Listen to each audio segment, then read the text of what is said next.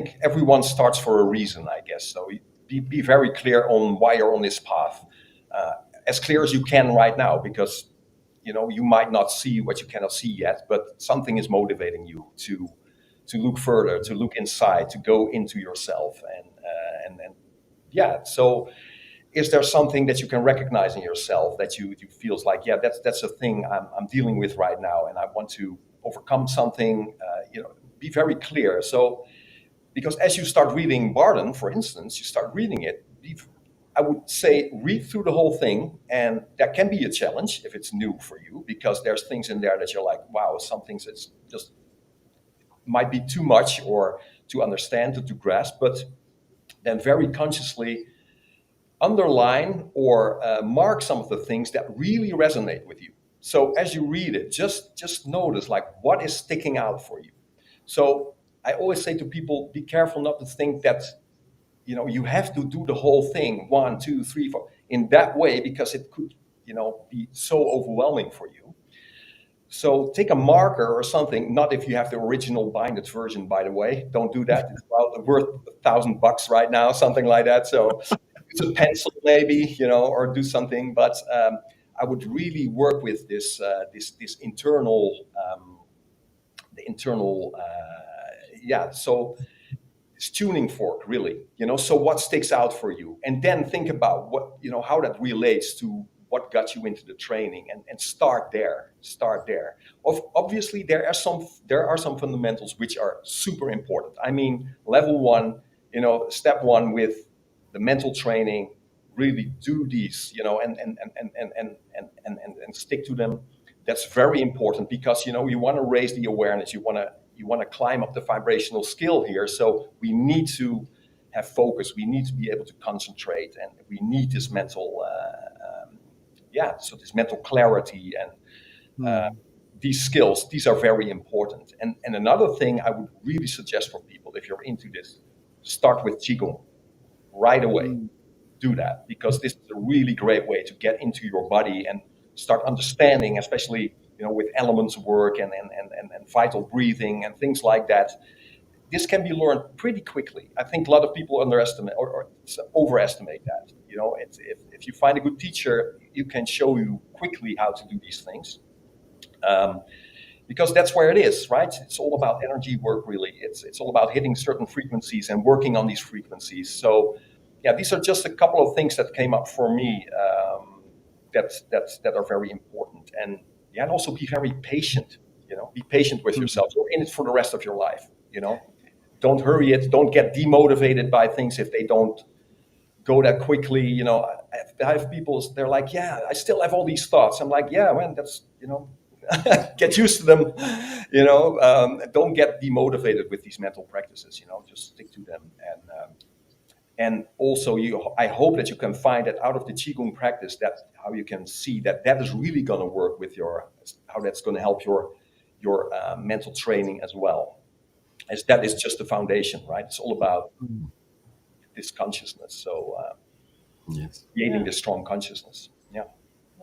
And we were also talking about routine. Routine, yeah. Because routine, you need to have some sort of routine to really build this, go on this path and continue in this path.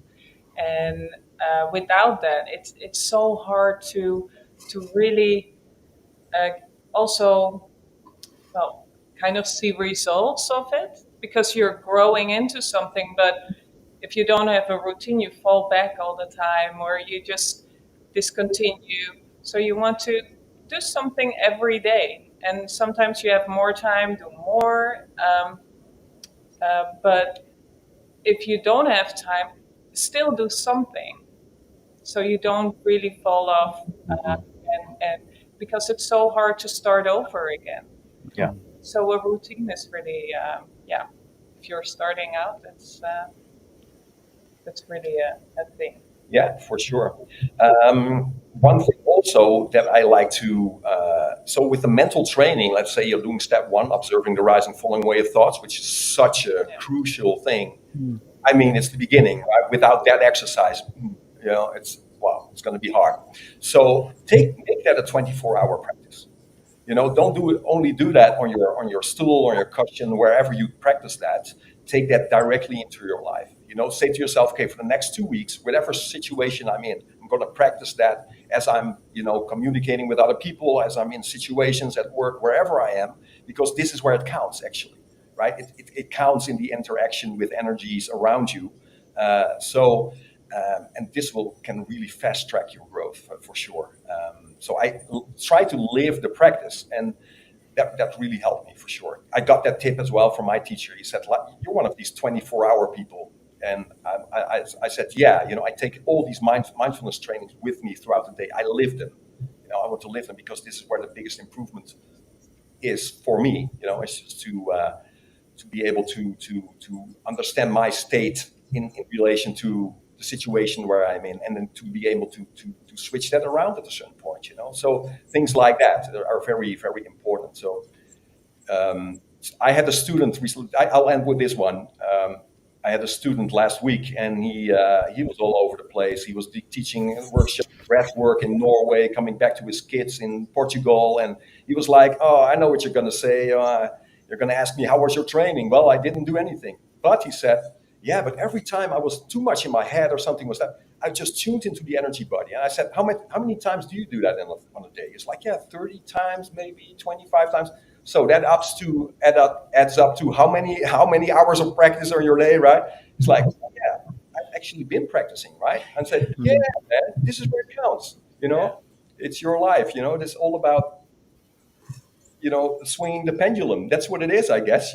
So, and he's getting very prolific at it. So it's not about oh, I didn't do 2 hours a day. No, take one exercise, practice it everywhere. Do that thing. So. That's great. Yeah, thank you for that. And I think too, something I found to be quite valuable about carrying practice into the day. It's an extension of a lucid dreaming exercise where you sort of stop in the day and you assess your environment with great care, and you basically seek to confirm to yourself that you're not in a dream. Now, I'm not doing that as a form of integrating the exercises into the daily world. It's more that that kind of point where I stop and I just start paying real attention to the environment, and that's me, doing that sort of that early mental training as well. But I found that helps to act as a kind of a switch to bring me into sort of a deeper state of mind, because everyone's living a busy life. I mean, when we're communicating with people from different backgrounds, we kind of get pulled out of that sweet spot where we're sort of we're living that kind of magical life, if we will.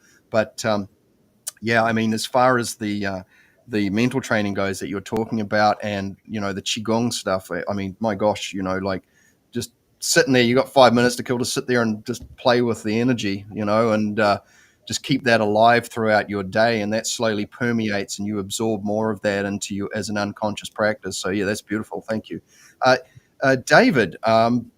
What tips for those just starting out on the path would you offer from your many years of experience with this and in teaching and coaching? First of all, what comes to my mind is the question, what is the path, right?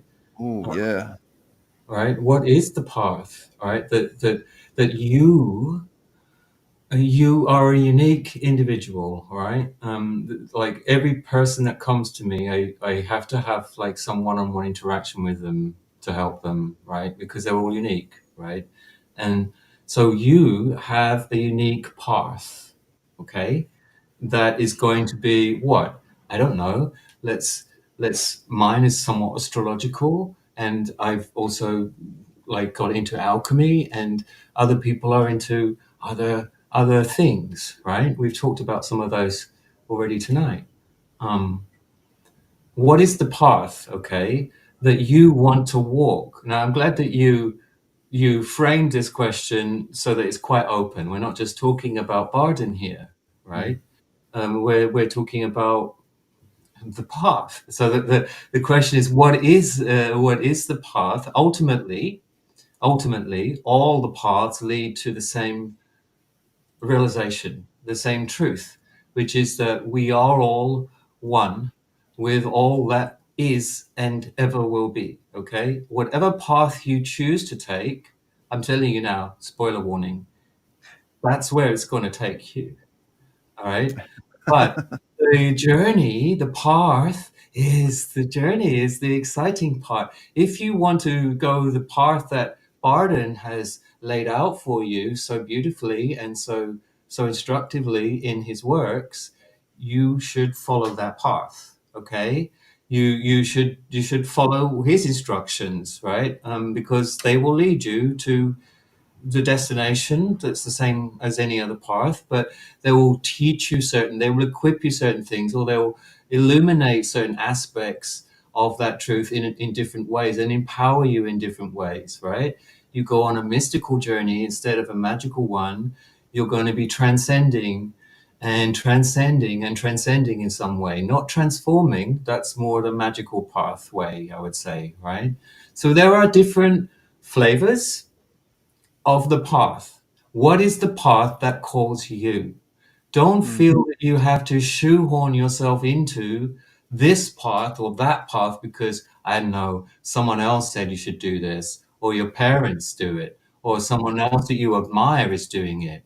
Those can all be inspirations, but they can also be straitjackets that you will need to escape from to find your path. Whatever your path is, it will be unique.